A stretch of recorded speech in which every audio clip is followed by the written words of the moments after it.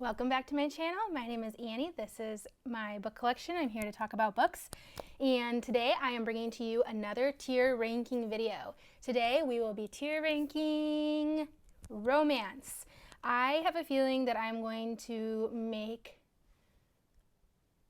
a lot of people unhappy with what my tier ranking choices are today. People love the romance books that they love, and that's true for all books. I just think that there's more romance fans. I am very picky about romance, so I have a feeling that I'm probably going to rate some of your books or rank them lower than you would, and that's okay because we all have different tastes in books, and that doesn't mean I think that the books are bad for the most part. It's just there's a different book for every person, a different audience for every book, and that is a-okay. So going in, as always, I expect most of my books to be ranked either really quite good, which is like the 4-star, or decent, which is the 3-star, because that's how I rank most of my books, and I want to see if I really force myself to rate things in the lowest to the highest, all 5 categories, what does a 1-star and what does a 5-star book look like for me? So we are about to find out. Once again, I have to Google how to screen record. Computers. Okay, so first up we have Instructions for Dancing, which is like a young adult romance. I don't think young adult romance is for me. I've read young adult in a few different genres now, and I feel like the only genre that I've really enjoyed young adult in has been fantasy so far. But I am always willing to be proven wrong. For this one though, for Instructions for Dancing, I'm gonna say decent. There wasn't anything bad about it that stuck out to me, anything good about it. I just don't think I was the intended audience, and it wasn't for me. Next up, we have our first 5-star right at the very beginning. We have Things You Save in a Fire. I loved that book. I think it might be technically classed as women's fiction, which I am curious if a lot of these books that I'll be ranking will be women's fiction in 5-star. My brain is not working. I combined women's fiction, romance, and then there's some books here that are like, I don't even know, they might not be like strictly romance books, but I thought this was the closest genre to throw them in on. So just beware of that. Like honestly, like I'm looking at it right now, I have Lessons in Chemistry in here. That's probably not like really a romance novel, but I already put it in here, so we're sticking with it. All right, we're going on to The Beach Trap. Not the best. It wasn't the best. Don't know what else to say about that. Lunar Love, I would say decent. Another one that just wasn't anything that stuck out positive or negative to me. I think it was a good book. It was like a sweet, clean, closed door romance. Really cute. I am really picky. Funny Feelings, again, decent. Nothing particularly good, nothing particularly bad.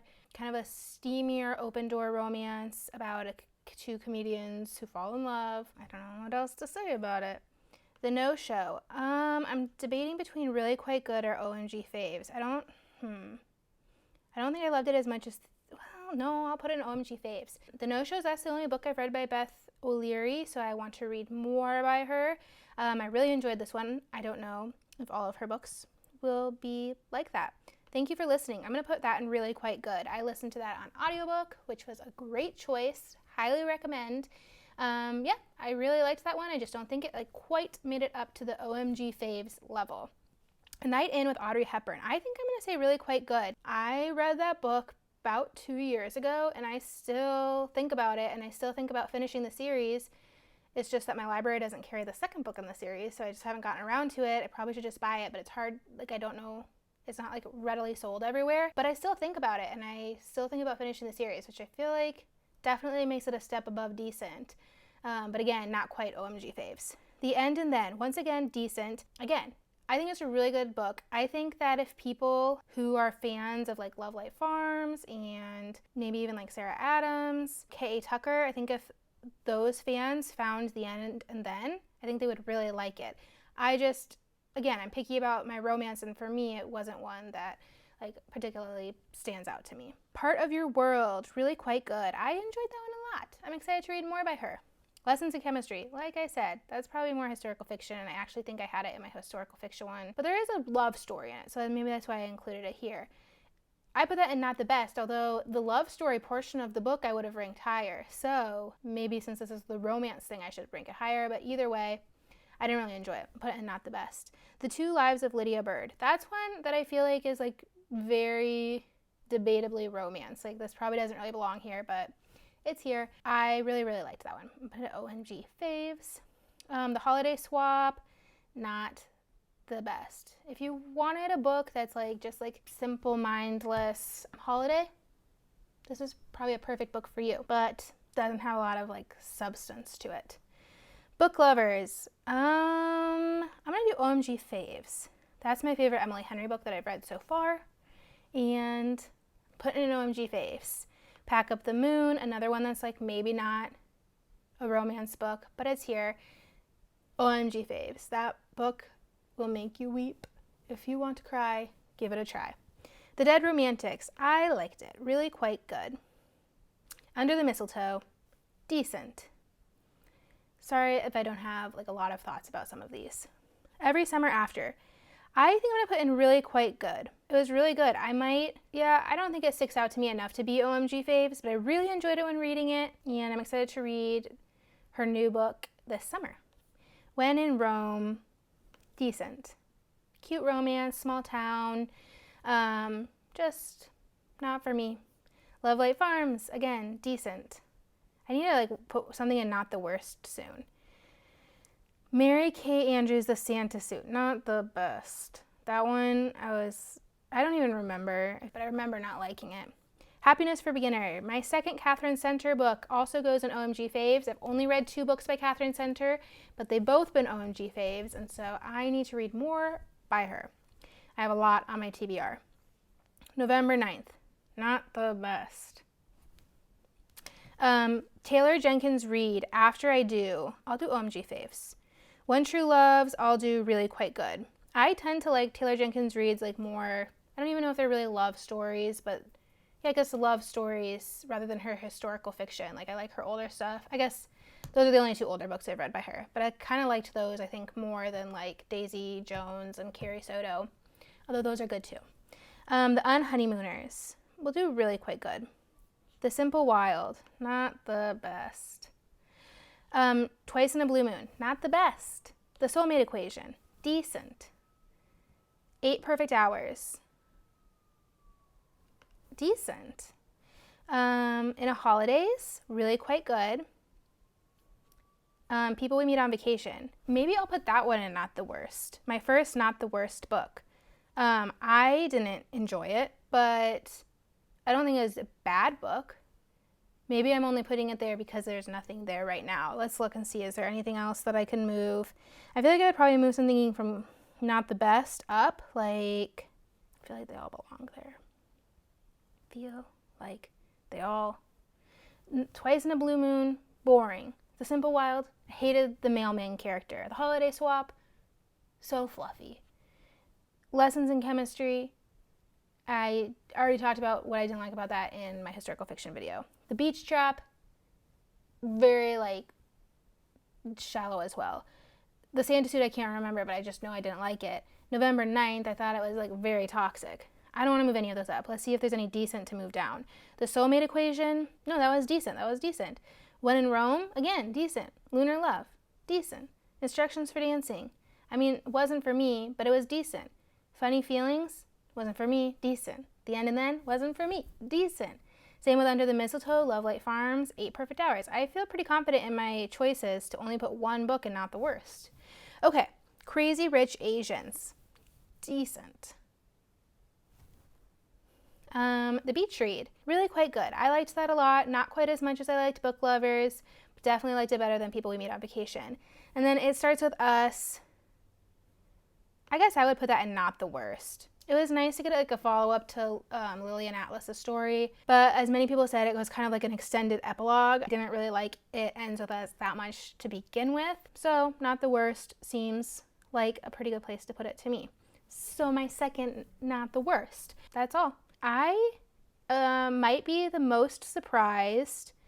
I think this, out of all the wrap-up videos that I've done, I mean, granted, there's like the most books. Romance is the most read genre I've read so far, with 35 books, so it will be expected that there's going to be more in every category, but I think this is the most I've ranked in OMG faves and not the worst, which probably does show that romance is kind of like a polarizing genre to me. I mean, there's also a lot in the middle, but I really don't like certain things. Like, I don't I'm not interested in, I probably wouldn't like dark romance because I'm not interested in reading about toxic couples. I would be if that was like presented as, if it's not presented like as a love story. I don't know if that makes sense.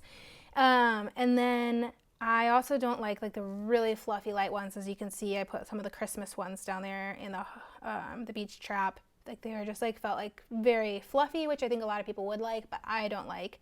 And then at the top, I feel like a lot of those are actually like on the fence genre. They're books that are kind of romance, but kind of not. And most of my favorites are those. And that's because I typically like a love story that is a little more reflective of real life and has a little has deeper issues explored, and even like some of them where it doesn't feel so much like the happily ever after is just like getting the guy, even though I would say most of these they get the guy, but it's more about like a new mindset or like finding strength in themselves, the female main characters. Or I mean, Pack Up the Moon is a male main character, the main perspective. So most of the books I like are like that, and even a lot of the ones and they're really quite good are like that too. They just didn't quite have the push to make them OMG faves. And then as you can see, most of them are ranked decent. That's because most of them I can recognize that they're